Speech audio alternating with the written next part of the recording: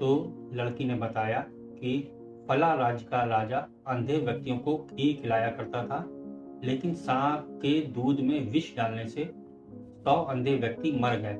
अब धर्मराज को समझ में नहीं आ रहा कि अंधे व्यक्तियों की मौत का पाप राजा को लगे, सांप को लगे या दूध बिना ढके छोड़ने वाले रसोइये को लगे। राजा भी सुन रहा था। राजा को अपने से संबंधित बात सुनकर दिलचस्पी हो गई और उसने लड़की से पूछा कि फिर क्या फैसला हुआ।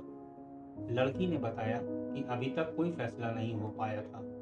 तो राजा ने पूछा कि क्या मैं आपके घर एक रात के लिए और रुक सकता हूँ। दोनों बहन भाइयों ने खुशी से उसको हाँ कर दी।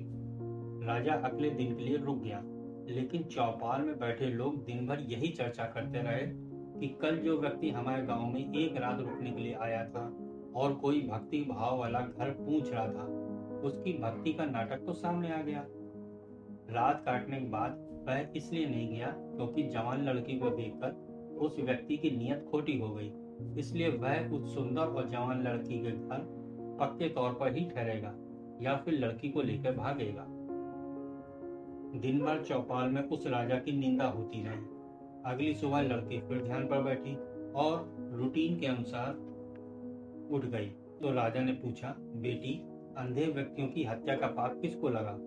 तो लड़की ने बताया, वह पाप तो हमारे गांव के चौपाल में बैठने वाले लोग बांट के ले गए।